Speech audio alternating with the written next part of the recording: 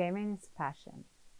Gamers for many hours each day are passionate for their hobby, and they create complex online relationships with other gamers they meet online. Gamification in general aims to take this passion and apply it to other sectors: business, commerce, social. Gamification is about applying game elements to non-game products. For the past 15 years, I have been engaged in the creation of gameful experiences and teaching digital games culture. I have been one of the women pioneers who promoted the creation of video games that will entice women players.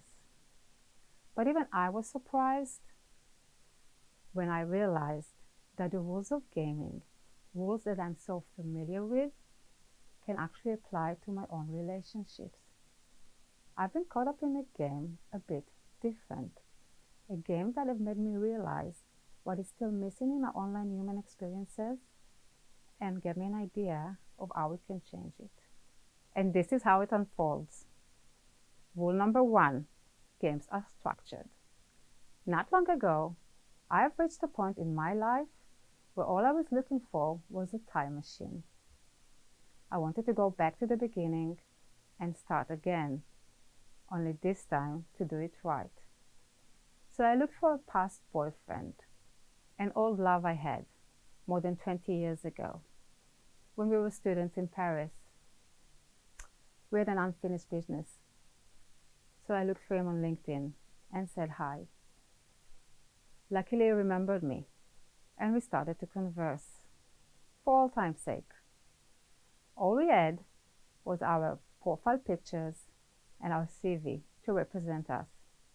It's been many years since we last met, and we both felt we needed this safe environment. We needed this safe distance. Our geographical distance has turned out to be very safe. Apparently, he had moved to a tiny island on the other side of the world. It took about a week of chatting when we felt it was safe enough to move to a warmer platform. So we moved to WhatsApp, and later on we moved to Telegram. Our conversations can be described as a very careful dance. We designed them very cautiously. Good game design is about creating a path of flow. Important to keep your audience, the one on the other side, either not too bored or not too frustrated. So games are complicated systems. You need to know how to solve puzzles and how to overcome obstacles. This is the reason why game designers create a learning curve for their users and why they add rules and rewards to guide players' progress. Game designers build systems that are easy to learn but hard to master. So we applied certain rules to our chats. Text was all what we first needed. Later on, a few current pictures. But that's all. No video, no voice messages. Having the ability to control how much we reveal or share with each other created an exciting intimacy. Rule number 2. Games are surprising. Resources were low, so we needed to be creative. We started surprising each other. Sunset pictures, ridiculous and not so ridiculous emojis, and even one epic surprise when I received real chocolates and flowers from the other side of the world for Valentine's Day.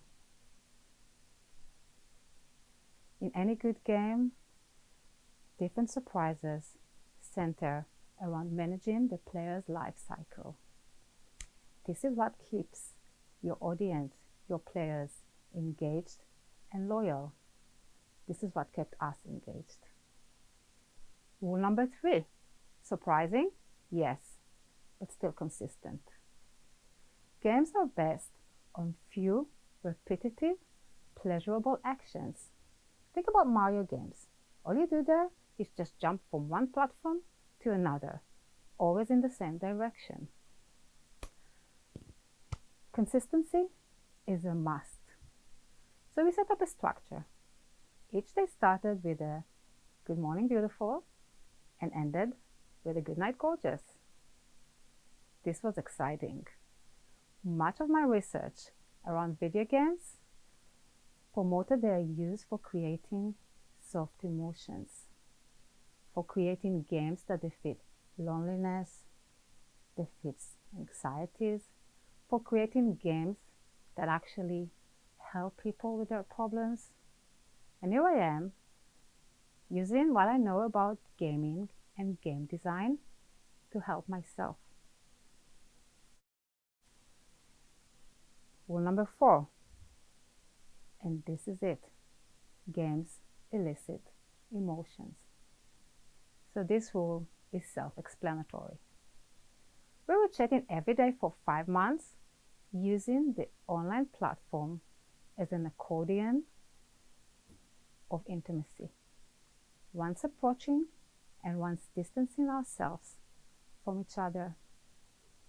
We build a romantic online gamified relationships. You probably ask yourself, what was the goal of this game? And this is it. Rule number 5, and the last one for now. Games create a team mindset. To have a game, you need to have a goal. As simple as that.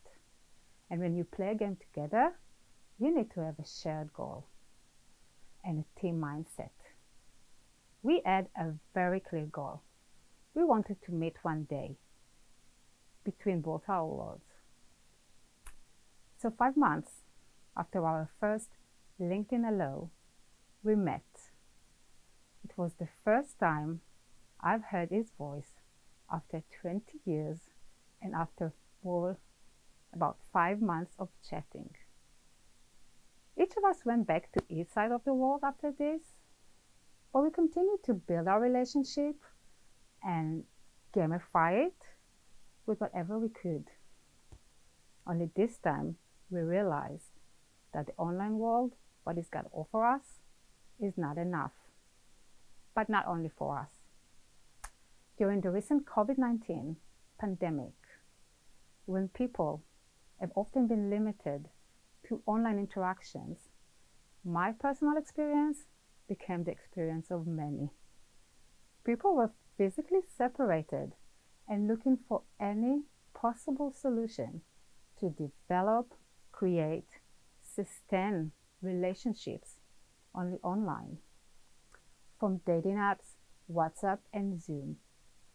But all these options show the necessity of applying rules and complicities to our online relationships.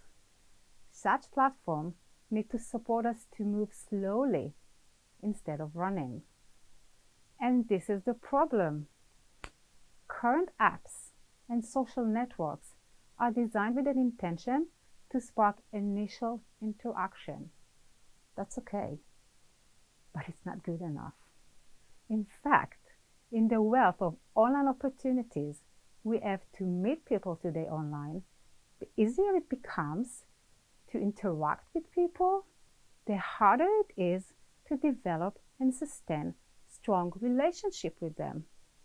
What we need to do today is to look at the gaming communities and to learn from them how to create products that build slowly and gradually relationships and not just fast interactions, helping to create more meaningful, sustained, and nuanced experiences that evolve and deepen, just as Cupid intended. This is my research, because counter to common beliefs, gaming has much to teach the world about relationships. And to do this right, you need to think like gamers. Thank you.